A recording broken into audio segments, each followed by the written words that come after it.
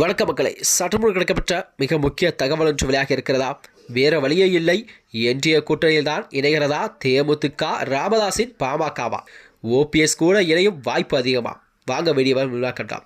அதாவது தமிழகத்தில் வரக்கூடிய இந்த 2026 சட்டமன்ற தேர்தல் என்பது இன்னும் 2 மாதங்களாக மட்டுமே இருக்கும் நிலையில்தான் அனைத்து கட்சிகளுமே தங்கள் கட்சி பணிகளெல்லாம் தீவிரமாக செயல்பட்டு வருகிறது. அந்த வகையில்தான் தமிழகத்தில் கண்டிப்பாக 4 முனை போட்டி தான் சூழக்கூடிய சூழல் உருவாகி கொண்டிருக்கிறதா. அது மட்டுமின்றி இன்று வரை யாருடன் நாங்கள் கூட்டணி என்பதை அறிவிக்கப்படாத சூழல் தான் பாமகவின் ராமதாஸ் மற்றும் தேமுதிக மற்றும் ஓபிஎஸ் ஆகியோரெல்லாம் இன்று வரை நாங்கள் யாருடன் கூட்டணி என்பதை அறிவிக்கப்படாத சூழல் தான் தமிழக அரசியலிலே ஒரு புதிய மாற்றத்தை எல்லாம் ஏற்படுத்தி கொண்டிருக்கிறதா. அது மட்டுமின்றி 2026 சட்டமன்ற தேர்தல் என்பது நெருங்கிய உள்ள வேளையில் அதிமுக தலைமையான அதாவது என்டிஏ கூட்டணியை வலுப்படுத்த பல்வேறு கட்ட பேச்சுவார்த்தை எல்லாம் தீவிர நிலையில் தான் அரசியல் களமானது சூடுபிடிக்க தொடங்கிவிட்டதா. அந்த வகையில் தான் தற்போது அரசியல் சூழலில் தேமுதிக மற்றும் மருத்துவர் ராமதாஸின் பாமக ஆகிய கட்சிகள் மீண்டும் என்டிஏ கூட்டணியில் இணைய அதிக வாய்ப்புள்ளதாக அரசியல் விமர்சகர்களால் தங்கள் கருத்துக்களை தெரிவித்திருக்கிறார்கள். அதாவது அன்புமணி ராமதாஸின் பாமக இதே கூட்டணியில் இருந்தாலும் வேறு வழியில்லாமல் ராமதாஸ் அவர்கள் பாமக இந்த கூட்டணியில் இணைவதாக கூறப்படுகிறதா. அதேபோல் அதிமுகவிலிருந்து நீக்கப்பட்ட முன்னாள் முதல்வரான ஓ பன்னீர்செல்வம் அவர்கள் தனது அரசியல் எதிர்காலத்தை உறுதிப்படுத்திக் கொள்ள வேண்டும் என்றால் கண்டிப்பாக என்டிஏ கூட்டணியில் அவர் இணையக்கூடும் என்று எதிர்பார்க்கப்படுகிறதா.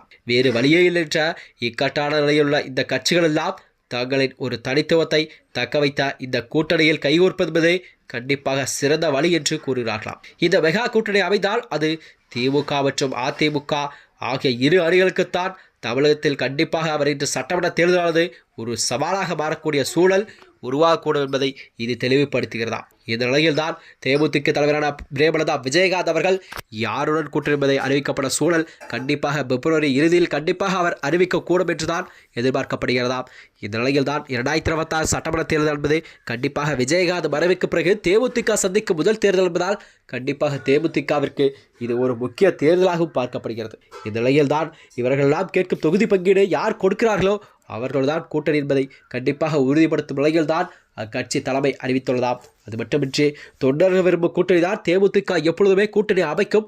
அது மட்டுமின்றி ஆட்சி அமைக்கும். அது மட்டும் அமைச்சர் பதவியில் கூட தேமுதிகவின் தொண்டர்கள் கண்டிப்பாக இடம்பெறுவார்கள் என்று தேமுதிகவின் பொதுச்செயலாளர் பிரேமலதா விஜயகாந்த் அவர்கள் அறிவித்திருக்கிறார். இந்நிலையில்தான் அவரின் அடுத்த கட்ட நகர்வு என்னவாக இருக்கும்?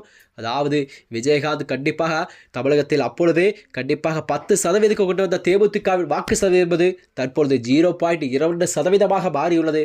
அதனால்தான் தேமுதிக காலம் தாழ்த்தாமல் யாருடன் கூட்டணி என்பதை கூடிய விரைவில் அறிவித்தால் மட்டுமே தேமுதிக கட்சி கண்டிப்பாக வருகின்ற 2026 சட்டமன்ற தேர்தலானது கண்டிப்பாக அவர்களுக்கு ஒரு நல்ல வாய்ப்பாக அமையும் என்றுதான் மக்கள் பேசப்பட்டு வருகிறார்கள். இந்நிலையில் தான் வருகின்ற 2026 சட்டமன்ற தேர்தல் யாருக்கு கண்டிப்பாக இந்த வாய்ப்பு கிடைக்கும் என்பதை பார்க்கப்பட்டு வருகிறதாம். மேலும் இதுபோன்ற வீடியோக்களை தெரிந்து கொள்ள நமது சேனலை மறக்காமல் சப்ஸ்கிரைப் செய்து.